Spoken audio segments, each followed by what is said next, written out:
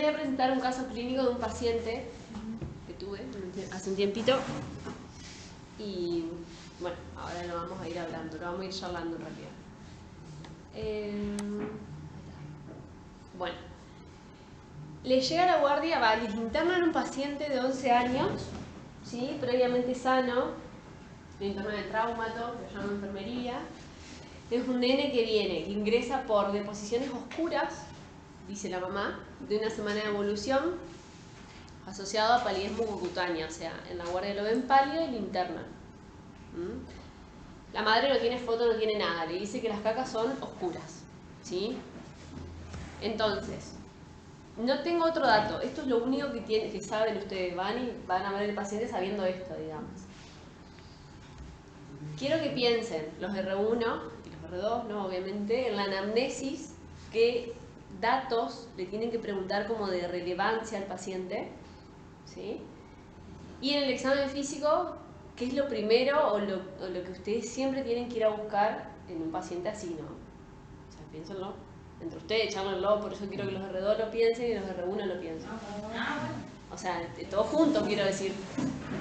Y de la anamnesis ustedes piensen un montón de cosas, pero quiero que me digan 3 principales. ¿Sí? Y el examen físico, bueno.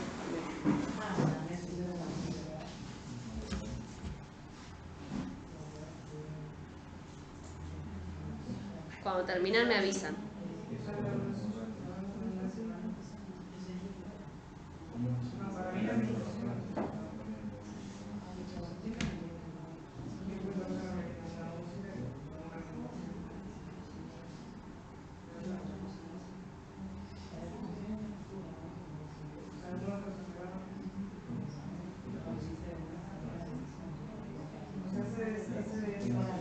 Vos también pensalo, Jay, si querés. Vos también pensalo si querés.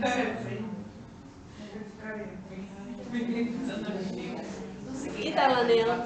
¿Qué tal? ¿El Neo estás? ¿Sí? Ahora hay días que se pone interesante. Y sí, la Neo es así. Ahora estaban explicando respirador. Justo tengo uno que entró con una semana, 2 kilos y medio también. Empezó con los tejidos y va, respirador ahora. Y ahora está en el respirador. Tiene un ácido base medio feo. Le ajustamos el respirador y empezó a desarrollar. Así que ahora recién una práctica. Qué bueno. ¿Quién te explicó respirador? La Marti me estaba explicando cómo lo básico, cómo arrancar. Está bien. Así que, pero sí, ya le hicieron su flotaje, Todo. se quedó. No saben bien, porque no lo podían encasillar con una hialina, porque la flota no parecía. Y aparte es 35. Sí, es como grande. Por eso, y la cesárea fue por dolor en la cicatriz en la madre. Nada que ver. Por eso. ¿Estamos? Sí. ¿Estamos, chicos? Sí. Bueno, los escucho. Sí, Ustedes arrancan. Nosotros en el anamnesis preguntaríamos primero el número de posiciones diarias que tiene y la hora del día en la que tiene, si son nocturnas o no. Síntomas asociados, que tenga dolor, fiebre, decaimiento. ¿Dolor qué? ¿Dolor abdominal o generalizado. Si tiene otros sangrados en el cuerpo, si tiene epistaxis o hemorragia o algún otro sangrado. Antecedentes patológicos previos que tenga, si es un paciente sano, ¿no? Si la madre refiere a algún otro antecedente y si está tomando algún tipo de medicación analgesia hace mucho tiempo. Algún tipo de medicación que tome, principalmente pensé en, se me ocurrió analgesia en el momento, pero digo algún año, digamos, ibuprofeno, diclofenac. ¿Y de los antecedentes algo en particular que ustedes le quieran indagar a la mamá o que la mamá les diga nomás? Bueno, internaciones, si tiene internaciones previas, intervenciones quirúrgicas previas, si tiene cómo es el hábito normal de ella. Listo, ya está. Bien. ¿Y R2? Nosotros habíamos preguntado más características de las heces también. Aparte de ver si es oscura, si tiene olor, que se explica cómo son, de consistencia, aparte de los otros de las cuantas a veces. ¿Y algo más? No, creo que no lo dijimos. Medicación y eso lo mismo también. Antecedente familiar también. Bien. ¿Y examen físico? El examen físico, lo primero que vamos a buscar es hacer todo lo que consideraríamos signos de shock. O sea, queremos saber la frecuencia cardíaca que tenga, el relleno capilar cómo está, los pulsos, el color de la piel. Bueno, ver también si tiene sangrados activos sí, sí la TEA. Eso como el examen inicial que vamos a buscar. Bien. O como la urgencia. Sí. Y bien. ¿Y ustedes? No, hablamos lo mismo. Sí. Y algo más, o sea, eso está bien, está bárbaro, así como general. Y algo en el examen físico que a ustedes les pueda ayudar en este paciente, más allá de está bien, hay que ver si está estable o no, eso está perfecto. Está estable el paciente. Una distensión abdominal, por ejemplo, cómo está el abdomen, si hay ruidos hidroaéreos, si no hay ruidos, si hay distensión, si no hay metabolismo, dolor en tiene 11 años, pero bueno, habría que ver de la parte perianal también para ver si no hay un sangrado ahí, cómo viene. El peso del paciente y los pesos previos, digamos, si se tuviesen para valorar una curva de crecimiento. Bien, bien. ¿Algo más ustedes? Bueno, sigo con este paciente. Este paciente como antecedente refiere, la mamá dice que hace 2 años que viene en seguimiento por hematología por una esplenomegalia. Nada más, no sabe nada la madre, lo único que les dice, no sabe bien por qué. Y el examen físico está pálido, tiene una pared mucocutánea, el hígado no se palpa, el vaso se palpa a 8 centímetros de reborde costal y tiene una frecuencia cardíaca de 120 y una frecuencia cardíaca de 120 y una TA de 120-60. ¿Sí? ¿Qué hago? ¿Cómo sigo? Piénsenlo y después me lo dicen.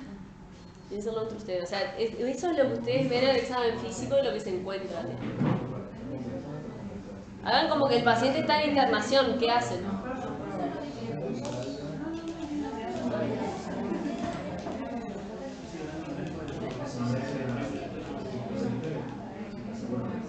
O sea, conducta quiero que me digan. Conducta con esto que tienen.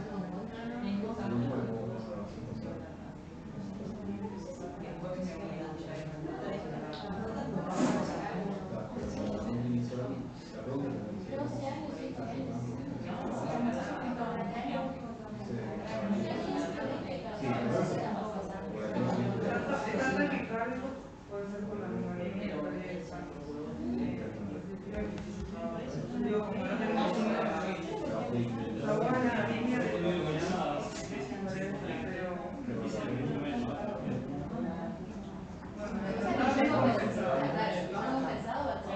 estaba pensando en compensar con la película y habría que ver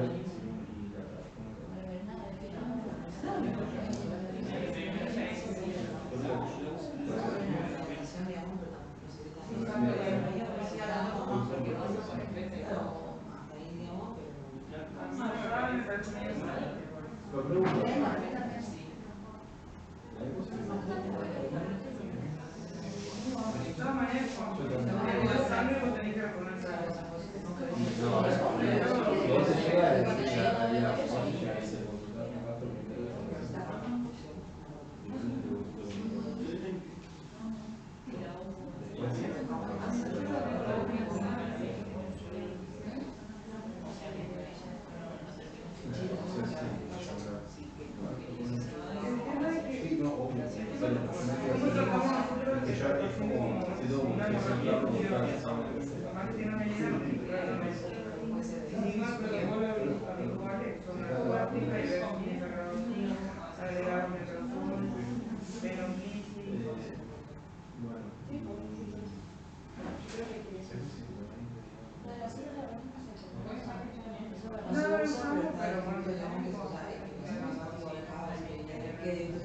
¿Estamos?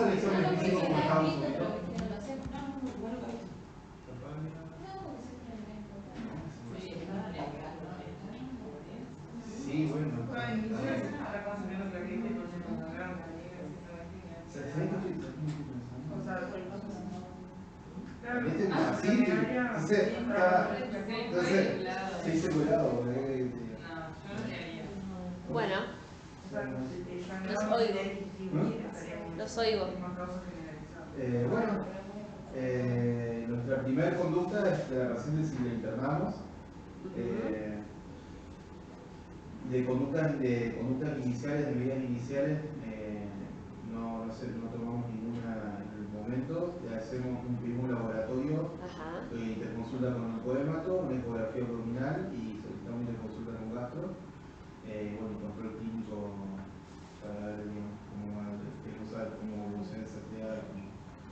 Bien. ¿Y lo dejas así nomás el paciente? No, eso hablábamos también, que sabemos cómo se está alimentando, ¿no? Suponemos que es una beneficio, un masal, Ajá. o algo de eso. Bien. Nosotros tenemos una beneficio, vamos a ver, vamos a 50 por la ejecución, hicimos un laboratorio y después lo revaloramos para ver si esa taquicardia puede ser un shock compensado o una anemia por la pérdida de sangre. Bien. Y le pedíamos también una eco abdominal, de consulta con gastro, y también valoramos la correlación de un goteo de profesor. Bien. O sea, Bien. lo que íbamos, Nos deja duda. o sea, deberíamos buscar el foco de la hemorragia. Más grave sería uno alto, entonces hay que descartar que el paciente no siga sangrando. En la guía dice poner sonda nasogástrica y evaluar el débil. Excelente. Bueno, eso es lo que deberíamos hacer para ver si Nunca tuvimos una hemorragia que le hacíamos sonda. Pero no sé, por eso está descrito, pero no sé si la usamos. Pero sería oportuno para ver si viene de esto, digamos. Exacto. Entonces nosotros sabemos que el paciente tiene un sangrado alto y que sigue sangrando. Y ahí estaría indicado el goteo de omeprazol y todas las medidas que dijimos. Bien, muy bien. Perfecto. Bueno, le digo lo que hicimos con este paciente. Obviamente se internó. Le pedimos un laboratorio que una hemoglobina de 6 y un hematocrito de 15 con unas plaquetas de 80.000. Tratamiento, reposo, IVP, sin dudas. El IVP, no importa de dónde, qué hemorragia, el IVP va siempre. Goteo continuo, no goteo continuo, cada 12 horas, pero siempre IVP. Y ahí nosotros le programamos la endoscopía, sí, obviamente, sí, interconsulta con gastro para programar la endoscopía. Ese paciente particular, cuando le hicimos la endoscopía, tenía varices esofágicas y un techo gástrico. Y terminó siendo, como diagnóstico final, una fibrosis hepática congénita. ¿Sí? Más allá del diagnóstico, yo quería como presentar este paciente. ¿Sí? Ahora, suponemos que tenemos el mismo paciente. O sea, sí, digamos, las mismas características, 11 años, que ingresa por lo mismo, sin antecedentes de nada, con un examen físico normal, o sea, un poco pálido nada más, el laboratorio con una anemia, ¿sí? Con una endoscopía que se realiza normal. Ustedes, ¿qué estudios complementarios, pensando en alguna sospecha diagnóstica, ¿no?, le pedirían o pensarían para pedirle a este paciente?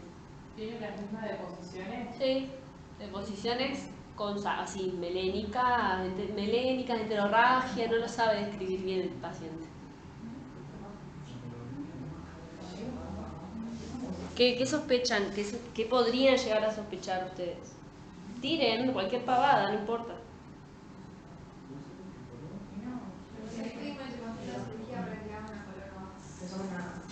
Un sangrado por pólipo, por ejemplo. Ajá.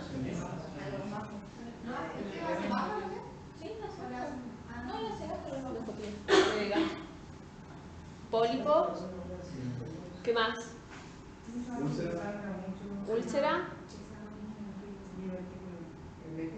Divertículo de Meckel. Divertículo de Meckel es lo primero que tienen que pensar. Siempre, siempre. Yo se lo pongo así porque nunca lo tenemos en cuenta, pero el divertículo de Meckel, con un paciente que entra así, con una anemia, siempre piénsenlo, más si todavía tiene una endoscopía normal, es como el segundo diagnóstico diferencial, como para tenerlo en cuenta. Bueno, listo, dicho esto, vamos a empezar con la clase. Y después de la clase vamos a ver si lo que me dijeron al principio estamos más o menos o les faltaron algunas cosas. Bueno, hemorragia digestiva, digamos, como conceptualmente, digamos, es una pérdida de sangre manifiesta o oculta que se puede dar a cualquier altura del aparato digestivo, ¿sí? En general en pediatría el 80% de las hemorragias no son graves y se terminan autolimitando, sobre todo cuando le ponemos el tratamiento médico, o sea, el IVP, ¿sí? Ahora, frente a un paciente que ingresa por una hemorragia digestiva, tenemos que tener en cuenta 4 cosas importantes o 4 preguntas. Primero, si es sangre, si realmente es sangre lo que el paciente está vomitando o haciendo por ano, digamos. Segundo, si es del tubo digestivo o si puede haber otra cosa asociada. si es alta o baja, que eso va a depender de las características del sangrado, y obviamente si está compensado o no, que ustedes muy bien lo dijeron. Vamos con la primera. Si es sangre, cuando hay coágulos, obviamente que no hay duda de que es sangre, porque no te da mucho margen de duda.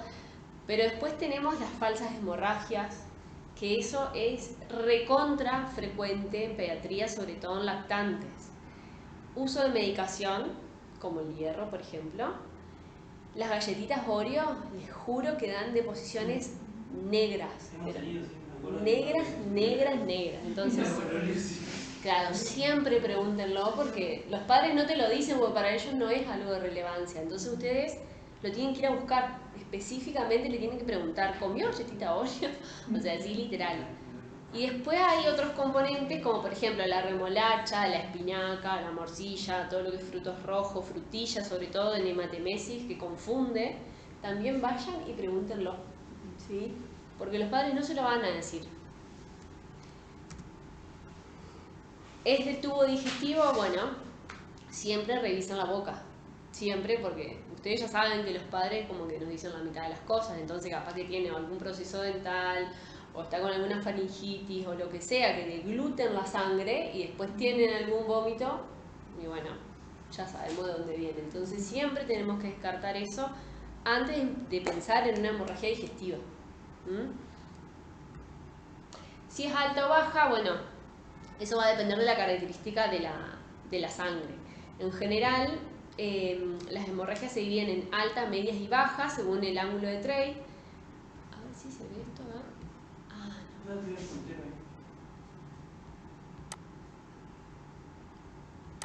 Ahí está. Bueno, suponemos que más o menos acá está el ángulo de Trey. Para arriba es hemorragia alta, del ángulo de Trey a válvula iliocecal es hemorragia media y de válvula iliocecal y para el resto es hemorragia digestiva baja.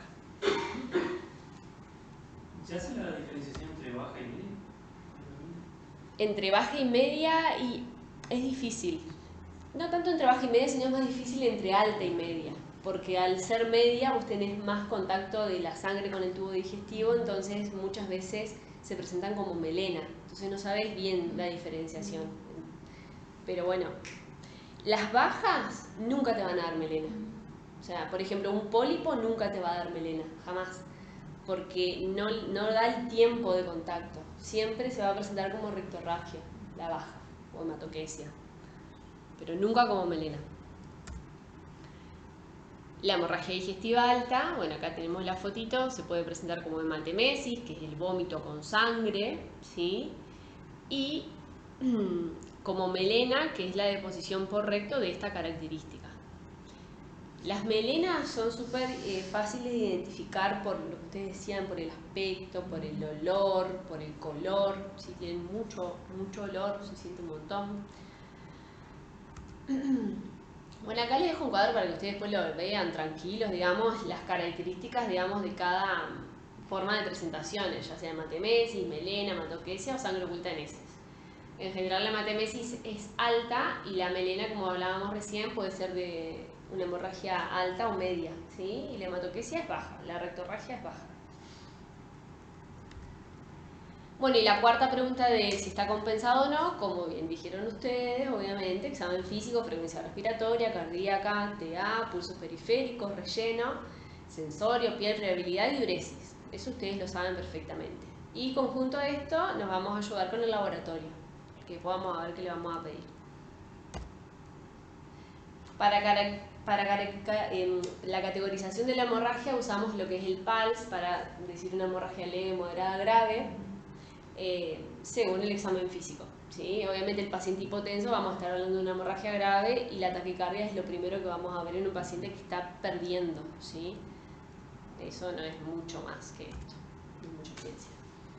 Y las causas según edad. La edad es re importante tenerla en cuenta porque obviamente nos va como a orientar un poco qué vamos a buscar en el paciente.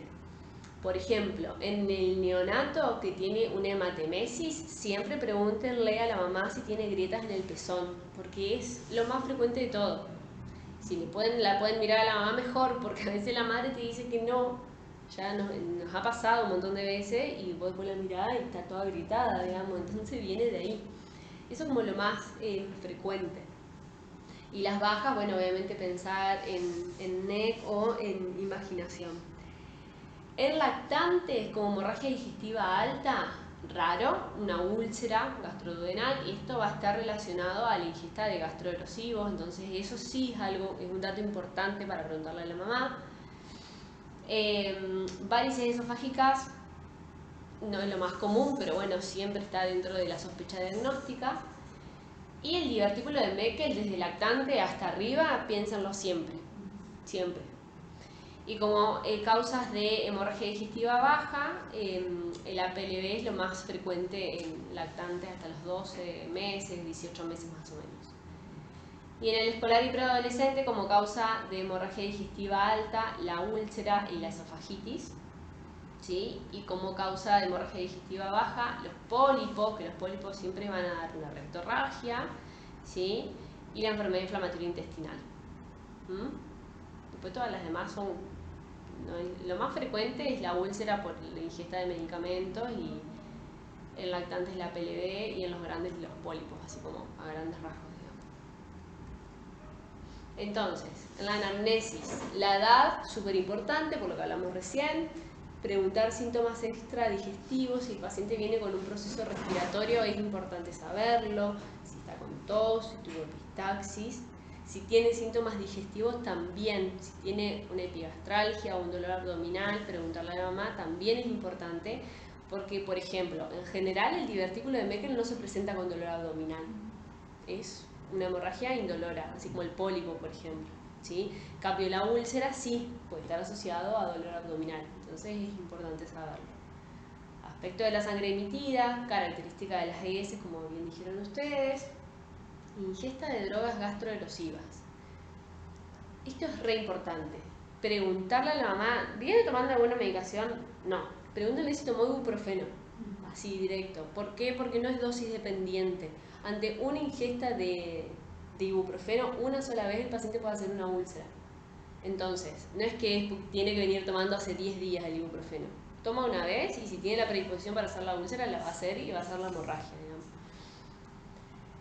Bueno, después las falsas melenas, como hablamos anteriormente, por los alimentos y los fármacos, y antecedentes de enfermedad digestiva o hepática, ¿sí? Es importante saberlo también. En teoría se supone que la mamá te lo va a decir, pero bueno, siempre pregúntenlo. Bueno, el examen físico. Al examen físico, siempre busquen en el paciente con una hemorragia digestiva signos de hepatopatía crónica. Es re importante, porque obviamente eso ya derecho te va a decir que este paciente sangra por una varices esofágica, digamos. Entonces, 3 cosas que vamos a mirar. Mírenla en las manos, busquen la palma hepática, no sé si se llega a ver bien ahí, pero ven que tiene como todo rosadito alrededor. Bueno, eso es típico del paciente con una hepatopatía crónica. Mírenla en la cara, mírenla en los ojos, la presencia de arañas vasculares, ¿sí? Y obviamente en el abdomen, cuando lo van a revisar, mírenlo también, o sea, levántenle la remera, porque ahí van a ver signos de circulación colateral. Entonces, a veces eso la madre no lo dice y ustedes lo van a ver en el examen físico, ¿sí? Y bueno, los signos vitales, obviamente, súper importante, cardíaca, TA, como siempre. ¿Qué le vamos a pedir a este paciente como básico? Un hemograma completo con plaquetas, ¿sí? Coagulación, hepatograma completo, estado ácido-base, ionograma, glucemia y función renal, ¿sí? Nada del otro mundo. Ahora, ¿cuándo vamos a solicitar una endoscopía o pensar que el gastro le va a pedir una endoscopía?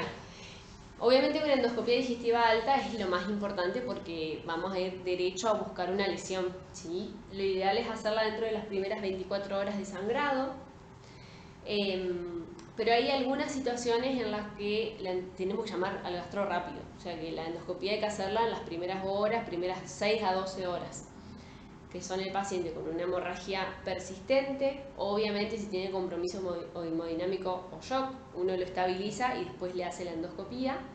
Y cuando tenemos sospecha de varices esofágicas, ¿sí? Si tenemos este paciente, obviamente que lo vamos a... Si tenemos cualquiera de estas imágenes, vamos a sospechar un paciente con varices esofágicas por hipertensión portal, ¿sí?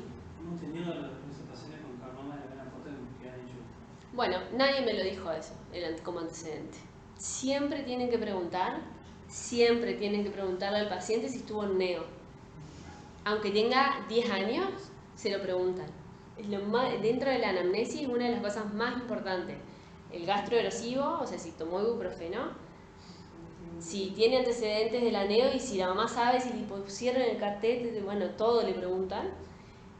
Y antecedentes de enfermedades hematológicas o que sepan que el paciente tenga algo de eso específicamente, una anemia crónica, por ejemplo, que el paciente ni sabe, o como este paciente que nos consultó que tiene una esplenomegalia que seguida por hematología y que la madre no sabía por qué. Entonces el antecedente de cavernoma es re importante, siempre pregúntenlo. Lo que entró en cirugía, Sí, no me acuerdo. Que se había seguido en la raja, pero nunca más. Claro. Y los padres no te lo dicen aparte, porque si vos no vas y lo decís, algunos padres sí, pero otros padres no lo nombran, digamos, o piensan que no es importante. Entonces, dentro de las 12 horas, estas 3 indicaciones, y dentro de las 24 horas, un paciente que tiene una anemia con una hemoglobina por debajo de 8, cuando hay una disminución brusca en el laboratorio de un día para el otro de la hemoglobina en 2 puntos, ¿sí? Porque eso te habla de sangrado activo, y antes del egreso de todo paciente con una hemorragia digestiva y que nosotros sabemos que tiene una enfermedad hepática asociada. Entonces, en esas 3 situaciones, diferimos la endoscopía, pero se la hacemos durante la internación, no corriendo, digamos. Ahora, ¿cuándo le vamos a hacer la colono? Antes de las 24 horas, en general no es necesaria. O sea, no es necesaria hacerla rápido a la colono, porque en general el paciente que se presenta, por ejemplo, un pólipo, que se presenta con una rectorragia, nunca están con una inestabilidad hemodinámica o es un sangrado que les genera una anemia, no son sangrados importantes. Entonces, le haces el contacto para que en algún momento ese paciente se estudie, pero no es necesario hacerlo en el momento de la internación. Bueno, esto, nada, indicada en casos de hematoquesia o sangrado oculto sin causa demostrada, o sea, un paciente que entra con una hemorragia digestiva, le hacemos la endoscopia alta y no vemos ningún sitio de sangrado, igualmente le tenemos que hacer la baja como para terminar de completar parte del estudio, porque en realidad es difícil estudiar la hemorragia digestiva porque hay una parte del intestino que nosotros no la podemos ver por el endoscopio, ni por arriba ni por abajo, entonces a veces se complica, digamos. Viste que no se usa no me acuerdo ahora cómo se llama, que la habíamos visto en la fase inflamatoria intestinal, que es como la camarilla. La cápsula endoscópica. Sí, se usa, pero es carísima, carísima. No la hacen en todos los centros, la hace el Garrahan. Bueno, Rosario, pero Rosario es privado, digamos, nosotros la hacíamos allá. Obviamente el paciente no tiene obra social. Y la hace el Ludovica de La Plata. Y después todo privado, digamos. Obviamente sería fantástico tenerlo siempre ahí a la cápsula endoscópica, pero es muy difícil conseguir que se lo hagan. Pero sí, la hemorragia del tubo digestivo de la zona media se estudia con cápsula endoscópica. Después hay un score que habla de la necesidad de hacerlo o no a un paciente una endoscopía, que no es para que ustedes sepan el score, sino que para que ustedes vean los puntos que toman en cuenta. Que dentro de lo que es la historia clínica, obviamente los antecedentes del paciente, la presencia de melena o hematemesis, uno va sumando los puntos, ¿no? En la evaluación clínica, si el paciente tiene una taquicardia o un relleno capilar prolongado, la caída de la hemoglobina en 2 puntos y la necesidad de o alguna fase rápida o alguna transfusión de sangre. O sea, esto es para que vean que en realidad el examen del paciente es dentro de todo sencillo, digamos. No tenemos que buscar grandes cosas como para saber cuándo llamamos al gastro, cuándo hacemos esto, cuándo vamos a hacer una endoscopía. En este score, el punto de corte es 8, o sea, más de 8 sería una endoscopía de urgencia.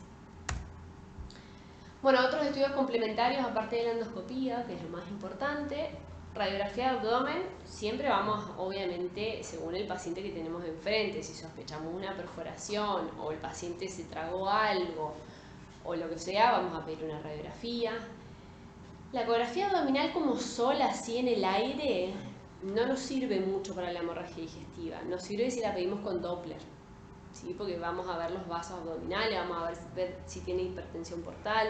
Nos puede servir por si tiene un cavernoma de la porta, nada más porque ahí se vería por ecografía, pero no mucho más que eso, no tiene mucho más utilidad.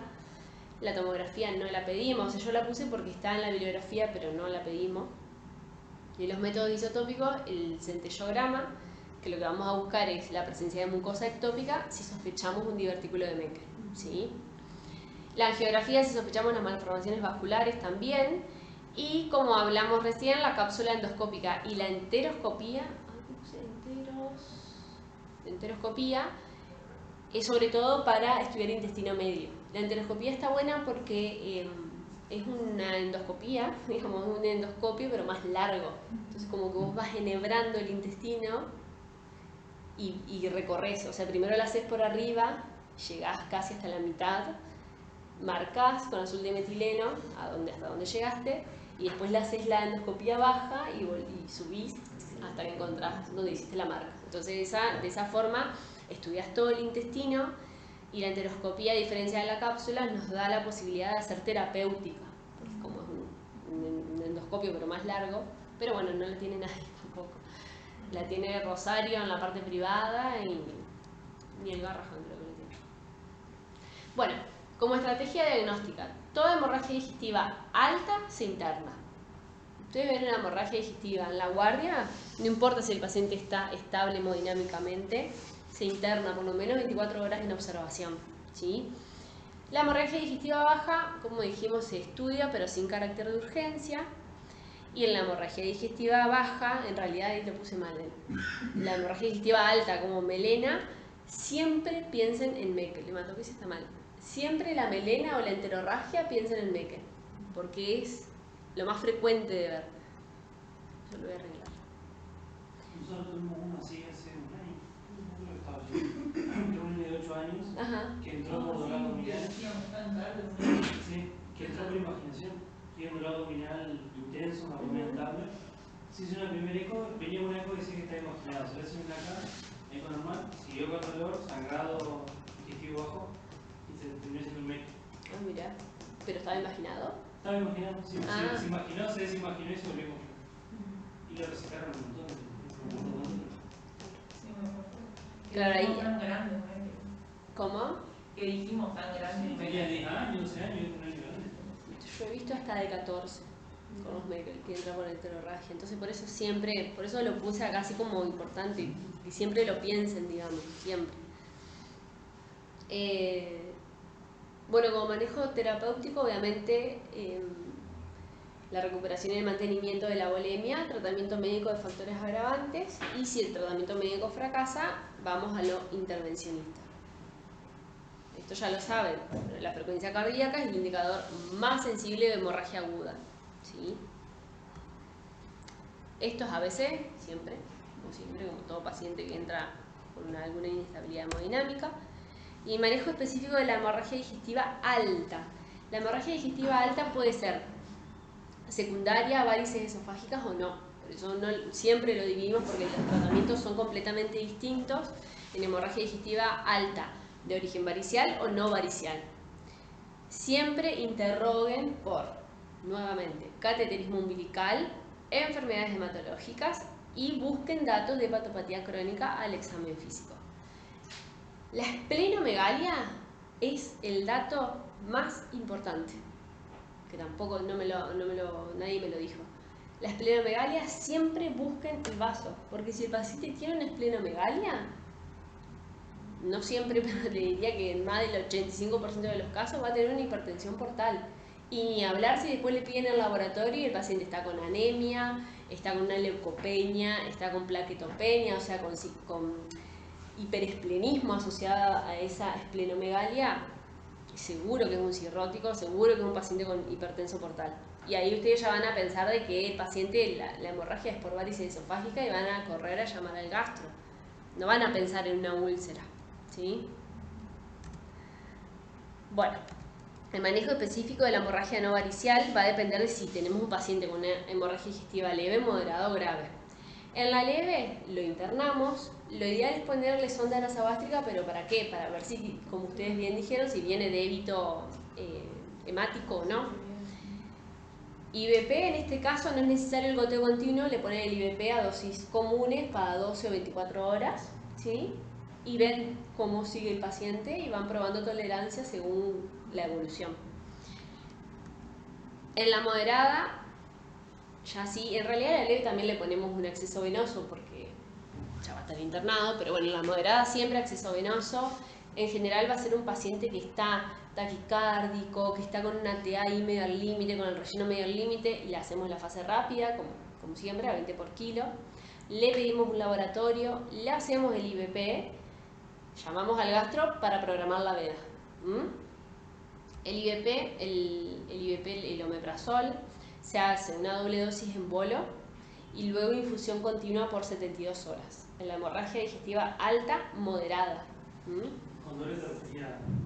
Acá lo puse como les puse la dosis como práctica, digamos. En 10 kilos le haces 20 miligramos en bolo y después le dejas el goteo a 2 miligramos hora. Entre 10 y 20 kilos le haces 40 en bolo y le dejas a 4 miligramos hora, y en más de 30, 80 en bolo y 8 miligramos hora. Eso sería como el manejo ideal. Después si se puede hacer o no es difícil porque el omeprazol es caro, es re caro y a veces no lo tenemos siempre tan disponible, pero bueno. Y creo que cada 6 horas hay que cambiarlo, ¿no? Exacto, exactamente. Le vas cambiando el suelo. Sí, eso se hacía, digo, con la dilución, porque había que preparar el baxter cada 6 horas. ¿A quién? Cuando indicábamos, bueno, el sachet con enfermería, se nos hacía, claro, se confundía. Claro, porque te decían, pero si no termina de pasar la como que no querían cambiarlo las 6 horas por más que lo solicitaran. Ah, ahí va. Ay, chicos, ¿nunca escucharon Baxter? En orden a Railis. Y Estefi, con rantina, ¿se puede hacer también así un goteo, como más dosis?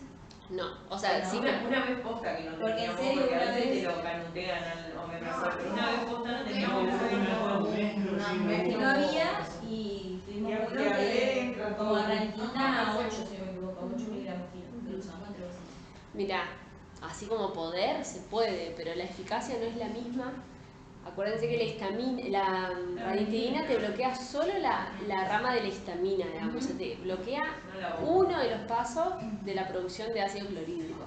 El IVP te bloquea todo, te bloquea histamina, te bloquea bomba, te bloquea todo lo que hace la célula parietal, te lo bloquea el IVP nada más. Entonces, en eficacia, no le va a hacer nada. Y aparte la rani en goteo continuo te puede generar una taquifilaxia, o sea, va a llegar a un punto que no le va a hacer nada al paciente. Entonces, de última se lo dejas cada 8 horas, no le haces el goteo continuo, se lo dejas cada 8.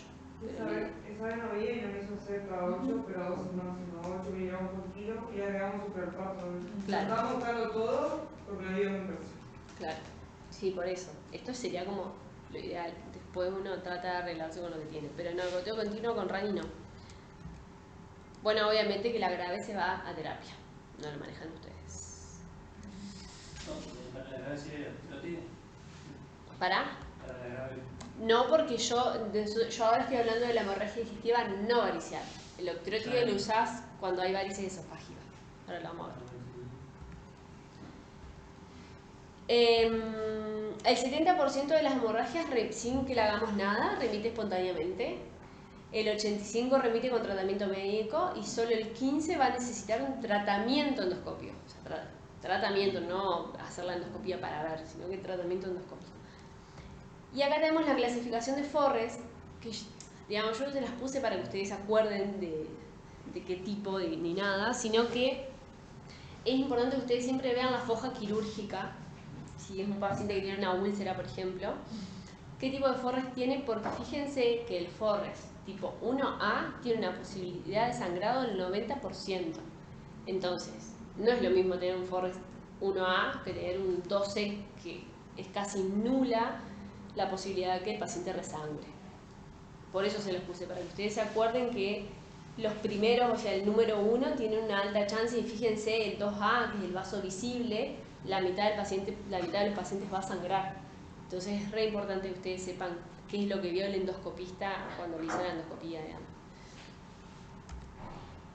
Bueno, y en la endoscopía, para que ustedes sepan nomás, lo que uno se puede hacer es una terapia de inyección, que la haces con adrenalina o polidocanol, con una terapia de cauterización, que lo que haces es como quemar, digamos, el lecho sangrante, que lo haces con el argón plasma, y la terapia mecánica, que la haces con el hemoclip.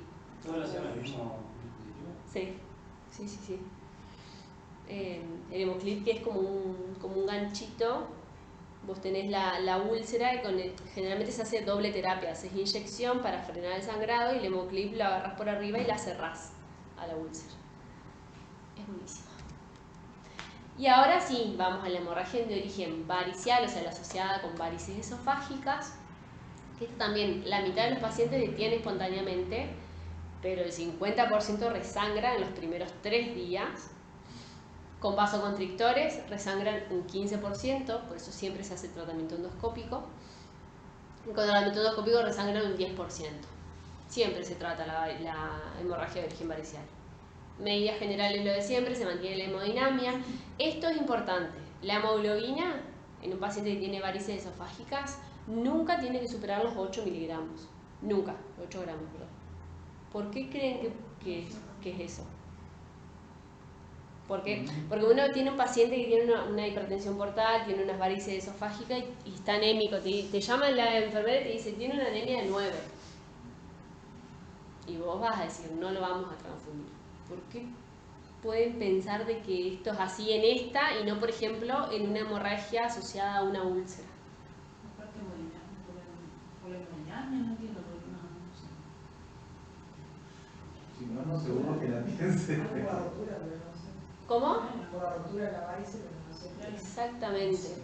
Porque vos cuando le haces la transfusión, acuérdense que la varice es una derivación de sangre, porque digamos la vena porta no puede entrar al hígado, porque es así, por diferentes causas no puede entrar. Entonces, ¿qué pasa? Se forman varices en lugares donde no se tienen que formar, se va haciendo toda una colateral y las más comunes son las que se forman en esófagos. Después deriva por ácido a la vena cava, bueno, pero en el esófago se forman varices donde no, se forman un sistema vascular donde no tiene que estar. Esas venas que se forman no están preparadas para soportar mucho flujo de sangre, porque no es como la vena porta que tiene toda la pared para eso. Entonces, si vos te sobrepasás en la cantidad de sangre que esa varice va a tener, cuando le haces la terapia endoscópica, vos pinchás la varice y la varice está ingurgitada, digamos. O sea, tiene mucho más riesgo de sangrar porque está llena que si vos lo dejás con una hemoglobina de 7, por ejemplo. Entonces, por eso, porque hay más posibilidad de que la varice se rompa, sobre todo cuando se hace la endoscopía, digamos. Entonces, esto es re importante tenerlo en cuenta porque en general el paciente, aparte que si tiene un hiperesplenismo va a estar anémico, y si sangró va a estar anémico obviamente, y en general tiene una hemoglobina de 6, 7. Entonces, nunca superar, nunca, lo ideal es nunca llevar a un paciente con unas varices con una hemoglobina de 10, salvo que el paciente ya venga así, pero no transfundirlo, digamos. ¿Y en qué momento, con cuánto de decir, bueno, hay que transfundirlo de ese tipo que...? Y si vos tenés un paciente con una hemoglobina de 4, de 5, lo vas a transfundir. Si tenés una hemoglobina de 6, le podés hacer media transfusión. Claro, es como que no la haces, digamos, al 10 por kilo, lo que haces siempre, digamos. Si tenés una hemoglobina de 7, no lo vas a transfundir. Claro, porque te lo va a aumentar. Y recuerden que si un paciente entra sangrando y es un paciente que nosotros sabemos que ya tiene una hepatopatía crónica, o sea, es un cirrótico, siempre tiene que ir con antibióticos. Siempre, el paciente cirrótico que entra por hemorragia digestiva, le ponemos una ceftriaxona, ¿sí? Porque reduce el riesgo de resangrado. Esto ya está visto. Medidas específicas en la hemorragia de origen varicial, IVP como siempre. Ahí utilizamos las drogas vasoactivas, que es el octreotide o la terlipresina, pero nosotros en pediatría usamos más el octreotide porque tiene menos efectos adversos. Y cuando le hacemos la endoscopía, tenemos la opción de hacer escleroterapia, que es inyección de la varice, depende de la edad del paciente, o el banding, que es cuando le largamos la gomita de goma y estrangulamos la varice. Eso va a depender de la edad del paciente o en el peso. Bueno, como conclusiones, de este caso, la mayoría de los casos se autolimitan, recuerden eso, no tiene consecuencias graves, pero bueno, uno siempre lo va a tener en observación al paciente. Una buena anamnesis y un examen físico es clave para pensar si estamos o no ante un paciente con una hemorragia digestiva, por ejemplo, por varices esofágicas. Toda hemorragia digestiva alta se tiene que internar, siempre, y siempre interroguen por las falsas hemorragias, antes de internarlo. Entonces, volviendo para atrás, este paciente en la anamnesis dijeron lo de los gastrolesivos, que eso está perfecto. Recuerden lo del cavernoma de la porta y recuerden antecedentes hepáticos o hematológicos que tenga. Todo lo demás que me dijeron está bien, no es que está mal, pero eso es como que no se lo olviden, digamos.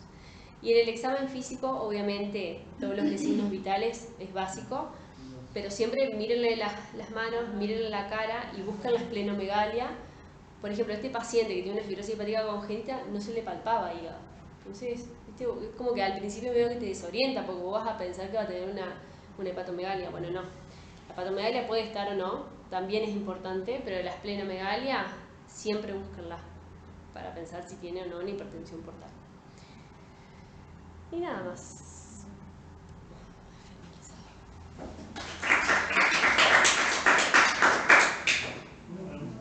¿Alguna pregunta? Bueno, Tefi, los AINE, ¿cuáles son los más gastrolesivos, digamos? Ibuprofeno, diclo, la dipirona es gastrolesiva. La dipirona no es tan gastrolesiva como el ibuprofeno. En pediatría lo que más vemos es el ibuprofeno. Más que el diclo. Bueno, el diclo pasa que no se ve tanto el diclo porque no se usa tanto. Claro. Bien. ¿Y el keto en adultos?